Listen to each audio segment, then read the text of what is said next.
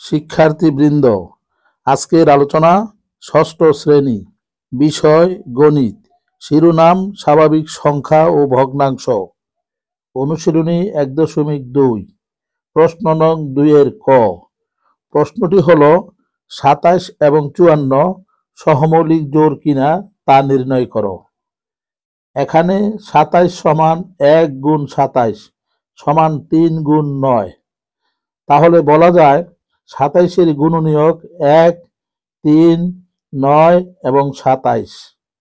আবার ৫৪ সমান ১ গুণ ৫৪ সমান ২ গুণ ২৭ সমান ৩ গুণ ১৮ সমান ৬ গুণ ৯।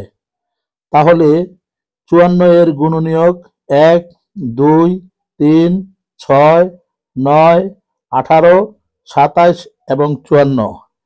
এখন ২৭ এবং ৫৪-এর সাধারণ গুণনীয়ক নির্ণয় করার জন্য নিচের ছকটি অনুসরণ করতে হবে।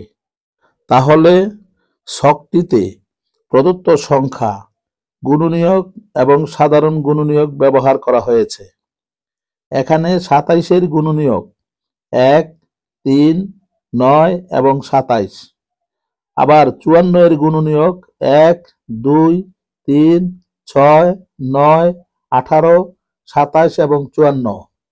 তাহলে ২৭ এবং ৫৪-এর সাধারণ গুণনীয়ক ১, ৩, ৯ এবং ২৭।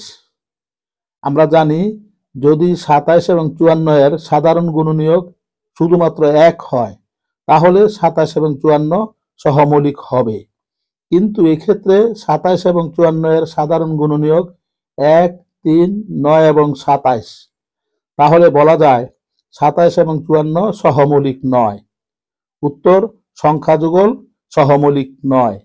ধন্যবাদ সকলকে।